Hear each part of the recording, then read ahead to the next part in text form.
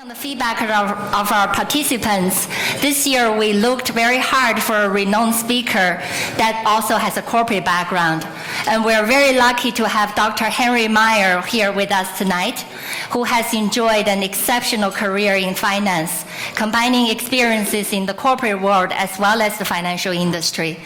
During his career, Dr. Meier has held important management positions in a number of companies and organizations. Most notably, he was the youngest division chief at the World Bank, and he has led important M&A activities when he was the CFO of Roche. In addition, he has also started many companies and venture capital funds, as well as foundations. He is also the author of many books and articles on finance and economics. And tonight, he will talk about a topic that highly pertains to all of us here, the future of Swiss finance. So now, let's give a warm welcome to Dr. Henri Meier.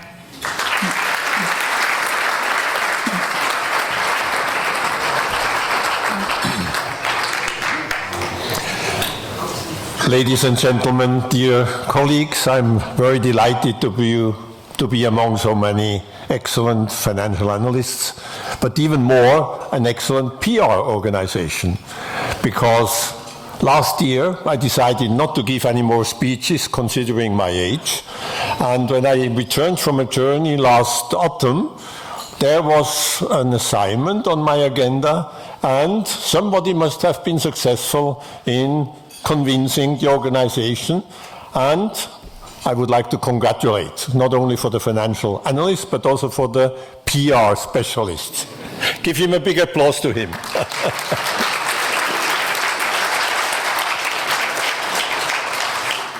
Our subject tonight is the future of Swiss finance, and you are all aware there is nobody who knows the future, me the least. But what we do, we look at the past, we analyze what factors have influenced certain things, and we then try to project that. The basis of my thoughts about the future, the very basis comes from this book. It was published 3 years ago in the US, and it is this book, or the work behind this book, which helped us to discover a dramatic misallocation of financial resources in the Swiss finance market. The most important determinant we discovered for the future of the Swiss finance market will be the development of the Swiss economy. And if we look back, you see that the Swiss economy has been growing much less than their main competitors. If you compare it with the world, which grew 3.5%, OECD countries 2.7%, Switzerland only grew 1.6%. You wonder why? We analyzed that, and the reason is that we are investing less and less. We save 30% of GNP, up there, we save. But we only invest, as you note there, something close to 20%. Today, even less. If you look at the world, they have decreased also in terms of investments by 12% since the 1970s. OECD declined by 22%, but Switzerland 37%. And please note, in the early part of this period, I would put it in somewhere towards the end of the 1980s. We were still high investors. But since then, we have been falling back. And please note that it is somewhere towards the end of the 1980s. And you will see what the reason is that we do not invest.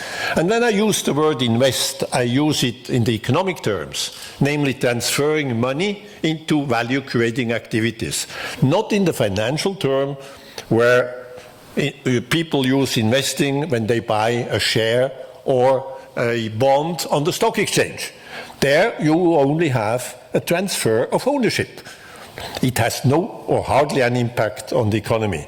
That's very important. I talk only of the economic investment. And Switzerland has clearly been falling back.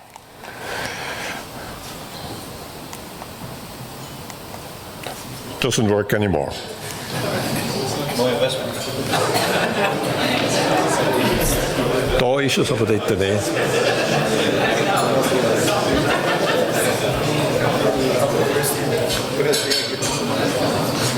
Thank you. I will need your help again and again. I tend to touch on the wrong button.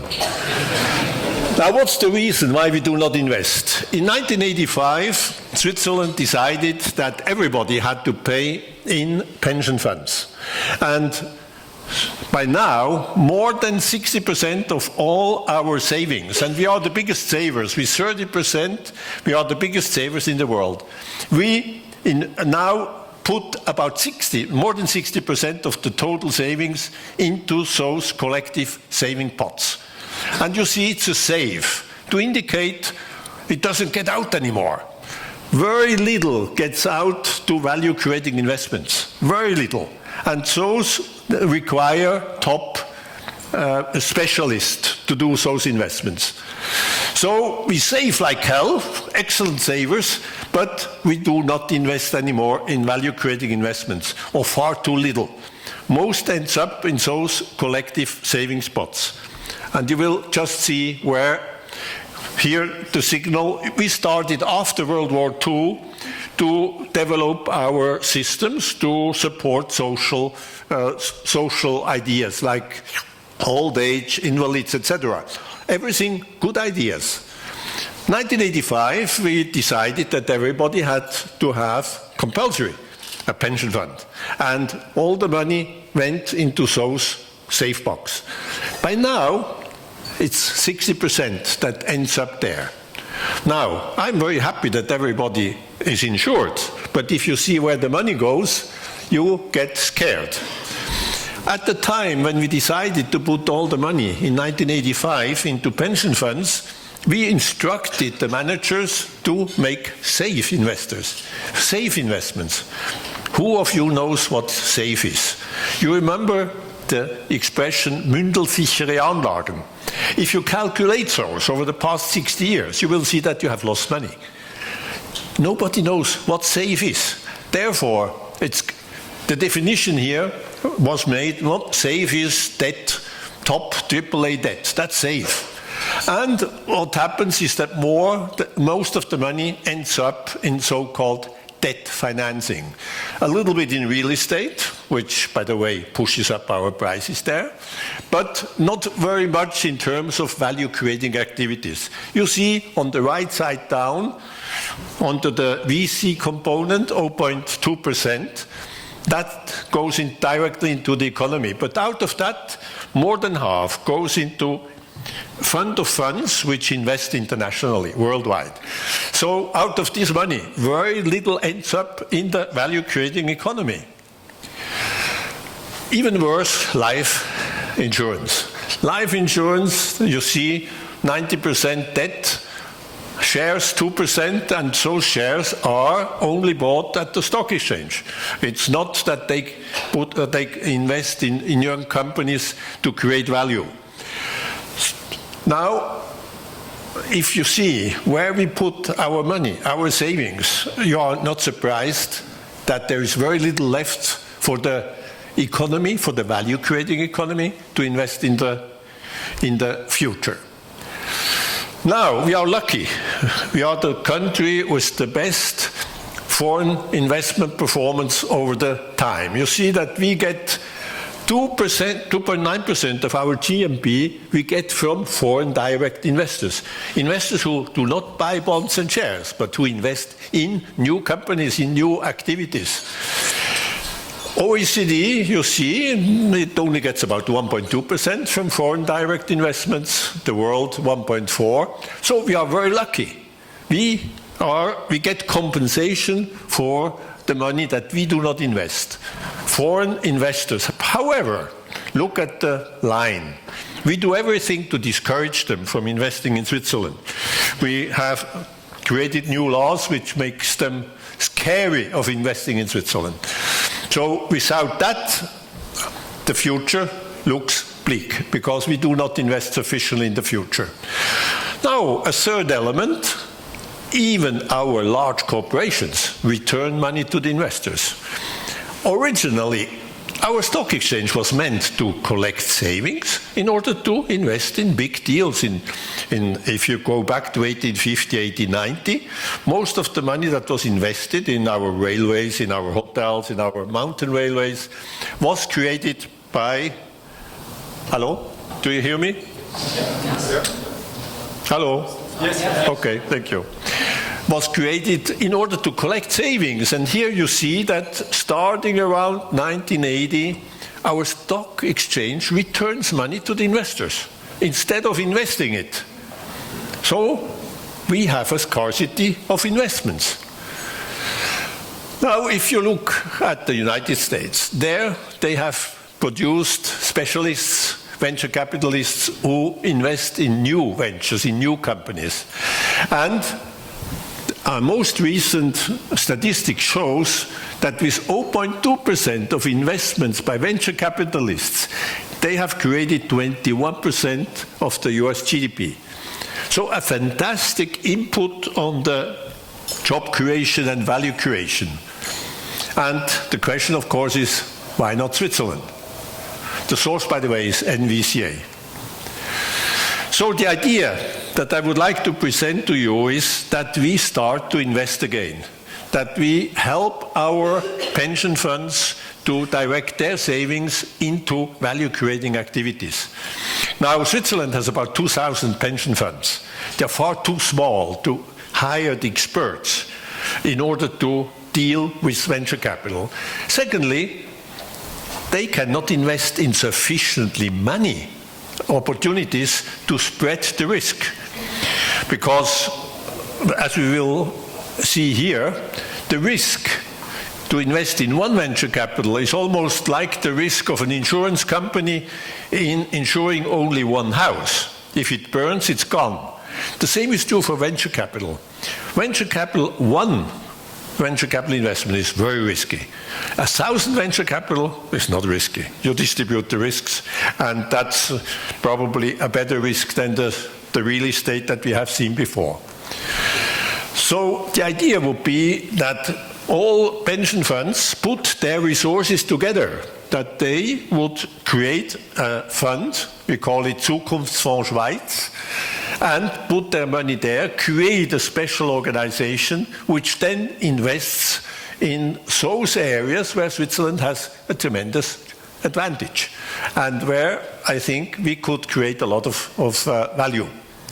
So there are two arguments against that you will hear. One is risk, but as I mentioned before, risk is a question of distribution. You know it from the insurance industry.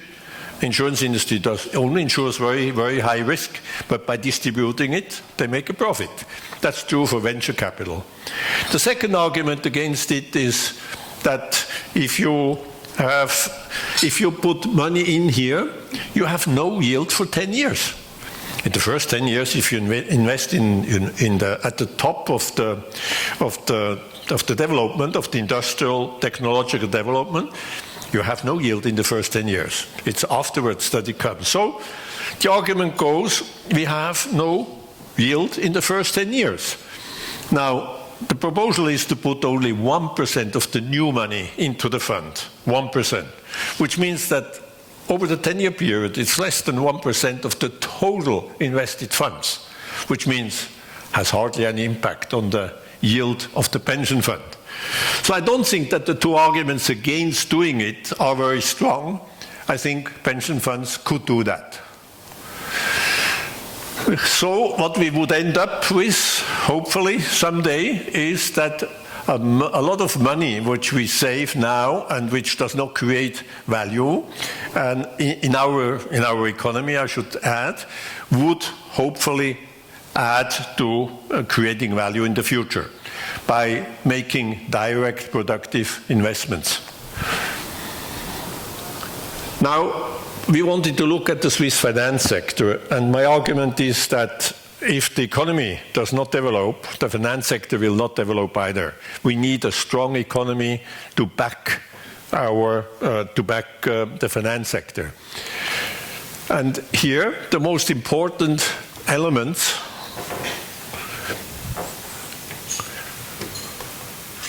I think I have two different pictures here, but that's okay. If you look at the Swiss financial sector as an everyday user, you must say it works. It works much better than in most places of the world. I work with several banks worldwide, and there's no doubt the efficiency of transaction, reliability, the rule of law, the free movement of capital, our hard currency. Swiss franc has been the hardest currency for 100 years. So that is a tremendous advantage. So from the outside, I would argue, what's wrong? Everything is fine with our Swiss finance sector. And if I look at the basic pillars which hold this sector, I come to the conclusion that probably that will last. Our political stability, direct democracy, the rule of law, I think they will be there also in the future. Independence of our central bank, which is very important. And if you look at the last point, it's unique in the world. I don't know of another country where the central bank has a strict law which says you are not allowed to finance your central government. And that's one of the main reasons why the Swiss franc has been so hard. So this I consider to be the pillars not only of the Swiss franc, but also of the Swiss economy and indirectly of the Swiss finance sector. Now, most Swiss I talk to are very skeptical about the euro. And if we would make a vote here, I think we would have quite a lot of votes who are skeptical about the euro. And if you look at the reasons, it's not the euro which is at fault, it's that people have not adhered to the rules.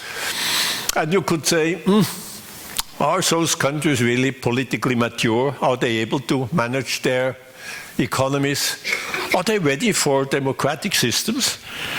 And here I would like to call you and ask and remind you of where they come from. You know, those of us who have been around in the 60s, 70s and have seen that Italy, for instance, was just devaluing because they were overexpending. They were building up huge debt, and in order to handle it, they just devalued the lira. So this happened again and again. Now, I don't think that's a very satisfactory solution for a problem, devaluation. But on the other hand, they have not quite learned yet what to do. But if I look at the progress, ladies and gentlemen, the progress that I have seen in those countries is dramatic. So I am much more optimistic that the majority of people, that those countries will learn how to govern their economies, how to manage their finances, how to manage their debt. So indirectly, this will have a tremendous effect on our Swiss finance market, as you can imagine. If we had to handle again those 25 currencies, as we have done in the 60s and 70s, and they continuously devalued, I can tell you, that has been a tremendous burden for our economy and also for the finance sector.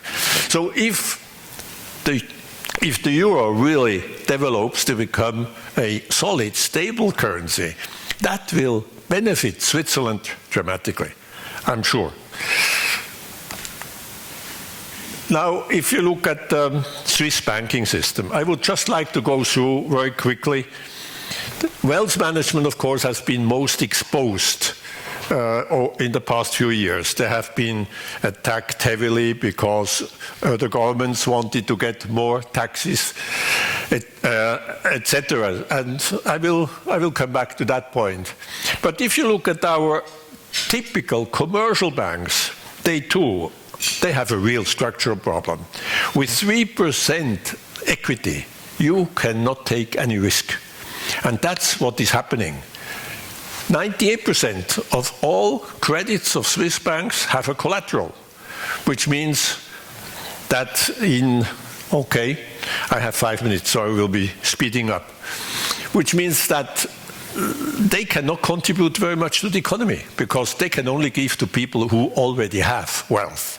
But to build up the economy as we have done in the 19th century, remember when our cantonal banks took up risks to create hotels, railways, etc.? that's a different world, and I'm convinced we need to reorganize, to restructure our finance system. Trading, you know, we have been our own enemy of trading. We introduced fiscal burdens on gold when gold trade was here. We also increased our burden on the euro bonds, and of course they emigrated. So trading has traditionally been a problem that we created ourselves. Corporate advice, you remember the problem of corporate advice that has been under the Glass-Steagall Act in the United States. It was totally separated originally until the middle of the 1990s. And now we have again this conflict of interest. My guess is that America will reintroduce the system and that we will be forced to follow. Now, this is the biggest area of expansion of the Swiss finance sector. You belong to it, Swiss financial analysts.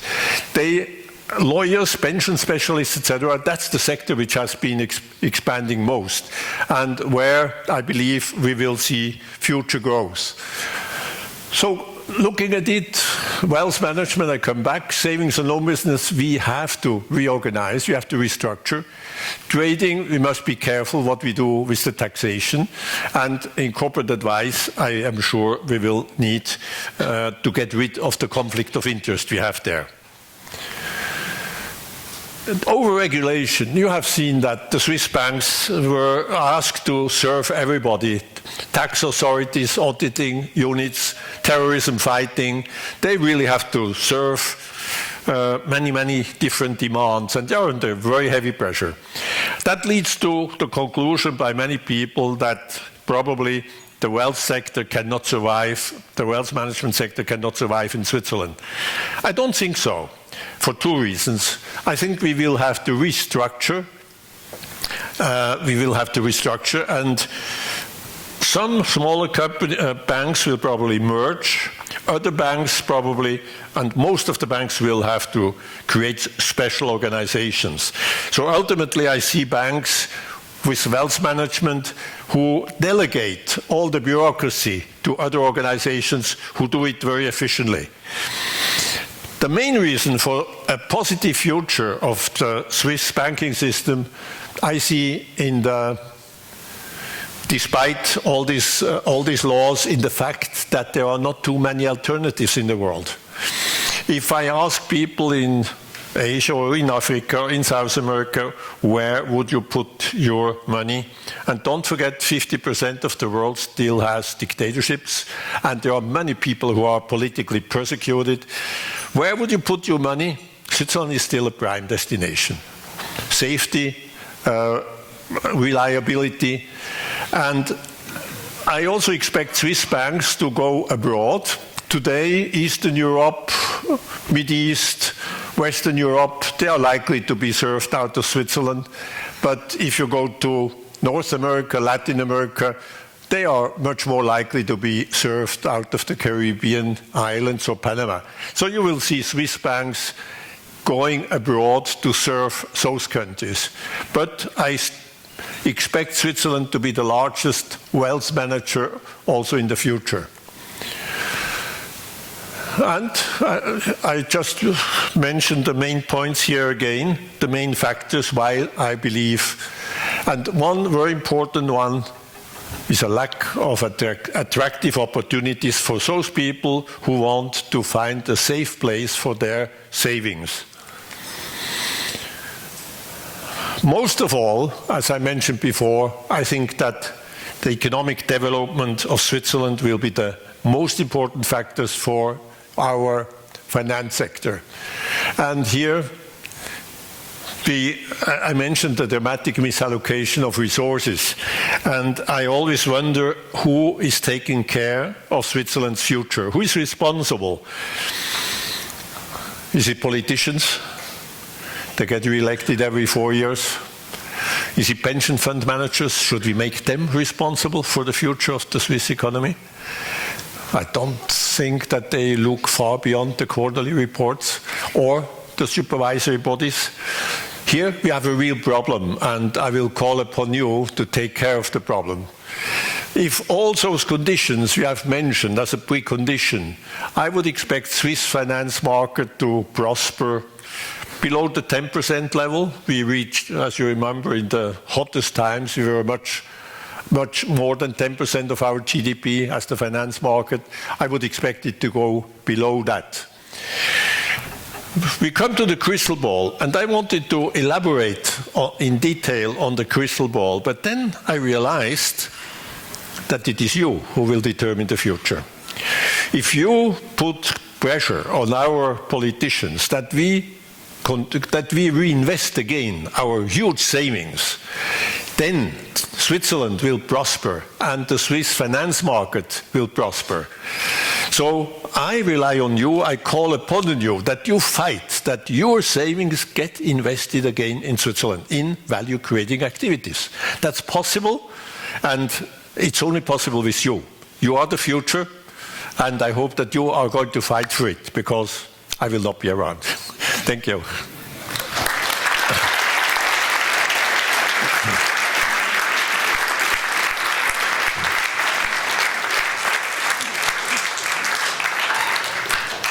Okay. Thank you very much, Dr. Meier. And now we open the floor for questions. There's a question over here.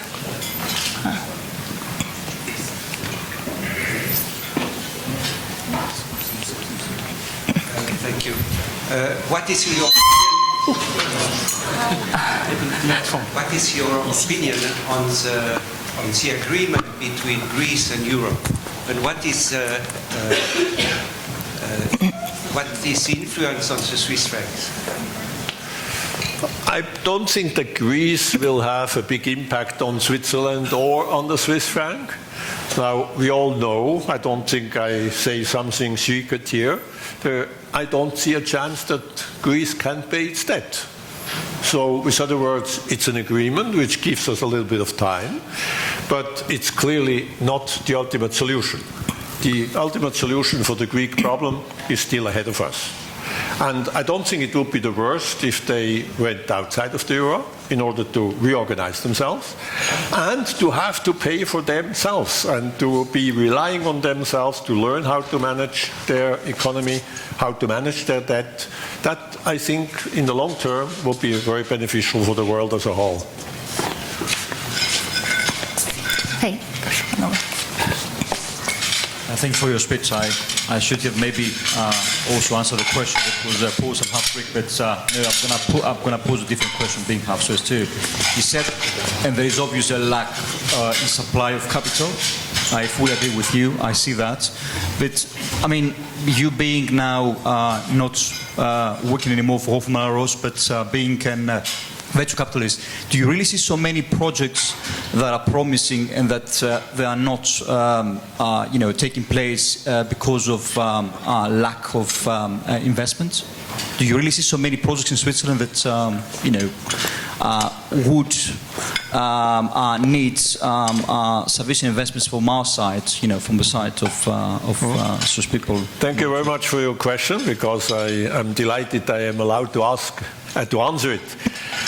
The moment, first of all, I think that the little money, I only talk of $500 million a year, that we can easily, I could myself, with organizations absorb that. So I hope that over time it will grow considerably. But don't forget, the moment the world knows that there is money in Switzerland, you will see the same thing happen that you have seen in Silicon Valley. I was in Silicon Valley at the beginning of the 70s. There was nothing. The capital was first there. The risk capital came. And what happened? Everybody went there. So once you say, we have risk capital in Switzerland, we will not only get excellent entrepreneurs, excellent venture capitalists, but also a lot of new players who want to participate in the game. I am sure that this will be really a rejuvenation of the Swiss capital market. There's a gentleman over there in the back. Please. Thank you. There has been a growing debate among EU leaders about the role of the governments to stimulate growth. And we have seen southern countries which have been pushing for more incentives, more state aids to stimulate growth. What is your take on that? What should be the role of governments to stimulate growth in the EU right now? Thank you very much. What we have seen over the past few years is that governments have just been creating money. Now, money creation, ladies and gentlemen, does not create value. What we have to do is to invest. So if the money is there, and as you know, just now it's hanging in banks, which otherwise would be bankrupt, if we can get that money into investing, then I think we can solve the problem. So I don't think we need the governments. If you look at our situation, we have a hell of a lot of savings. As a matter of fact, we only invest about 40% in real value-creating activities. So the money is not the problem. The problem is to invest it. And in order to do it, there are people who say, we should tell the pension funds to invest. But pension funds in Switzerland are so small. They cannot have the employees, they cannot create the employees, nor would they be able to distribute the risk among sufficient investments in order thereby to have a risk which I could feel at ease with. With other words, Swiss pension funds must put their money together. Now, who is going to tell them to do it? There are lots of individual pension funds. And of course, our government says, oh, we don't want to get involved in politics. So who is acting? What we need is really somebody who says we must invest again in the future. For your future, for the future of your children, we must invest again. And we still have not found the right solution, how we can get the act once it's there, I'm sure it will expand. I'm sure we will develop it and it will grow. But just to start this, it's a major. And you know, it's now in the hands of our Federal Council, and I'm hopeful that the Federal Council will say, yes, we will do it. Will it have the courage? I don't know. The next question, please. Here. I'm managing a Swiss venture capital fund focused on green tech and new materials. And we have all sorts of investors. We have German institutions, Austrian institutions, Spanish investors, Swedish investors, but only two Swiss family offices. So the question is, how can we get these institutions, how can we force them to invest in us? I don't think in Switzerland we can force anybody to invest, but I am sure that through through examples, we can over time get a lot of private investors to invest. Don't forget, the big problem was those 10 years. To get investors waiting for 10 years, and I talk, of course, always at the top of the technological development, because in Switzerland, I don't think we will be competitive if we invest in bakeries or in everyday stuff. So we must invest in the future. And there, typically, it takes 10 years until my products are ready to go to the market. And the Swiss have been spoiled in the late 90s and thought that you can make money overnight and have forgotten that trees take 10 years until they bear fruit. And that's true with venture capital companies. So once they see that we can do it successfully, and I think we now have a lot of companies which can demonstrate that they can do the job, I think we will be able to encourage many more to invest in venture capital. So that means we just have to be patient, basically. Should I ask you to be patient? No, fight. Okay. There's another question over there. Yeah. I find it very special that you're one of the main risks you mentioned, that is over-regulation. And actually for the CSFA we learn that you must abide with the most strict of the laws. You must apply the strictest of the laws. Isn't it an over-regulation, actually? There's no doubt about that. If I And was... what is your opinion? How will what is your opinion about the future of the CFA standards and regulation? Will it probably change? And this phrase, like abide with the most strictest of the laws, will change in the future, as it does not make sense according to your presentation. At least it's my opinion. It's a tough question. I would like to answer first with what I would like to see, and then probably you can help me to find out what is more likely to happen. But if we look at the world, and the whole idea of regulation comes out not from Switzerland. We have in the past clearly managed our country with principles. The laws already established by Napoleon 200 years ago, it was always principles. And then we got confronted with very powerful countries who have tried to develop a law for every specific thing and have a regulation for every specific thing. It's one way of managing a country, an economy. It would certainly not be my preference. I think Switzerland has been doing very well with its principle, Treu und Glauben, for instance, which you can apply to hundreds of situations. And now we have a regulation for every situation. In the case of banks, I have a clear proposal. Tell the banks to have at least 20% equity. Then you don't have you don't need to have all this regulation. Why do we have the regulation? Because we, as citizens, don't want to pay when they go bankrupt. So we tell them, you cannot do that, you cannot do that, you should do it that way, and we regulate. No, if they have sufficient equity so that they pay the bill if they make a wrong decision, we don't need to regulate anymore. So there are many ways how we can avoid regulation if we think about why we need to regulate. It's not always possible, but in most situations you can establish principles which, under reasonable people, will work. It's not the trend of the world. We are a small country, and we are under the enormous pressure of very powerful countries who love regulations, who have too many lawyers, who need to get jobs, and you have to employ them. So what do? You have lots of regulations and a lot of cases. Now Japan is the opposite. In Japan you have very few lawyers, and they seem to be able to work with decent principles, which most of the population observes. My hope is that we learn from the East rather than from the West. Okay, Dr. Meier, thank you very much. Thank you. And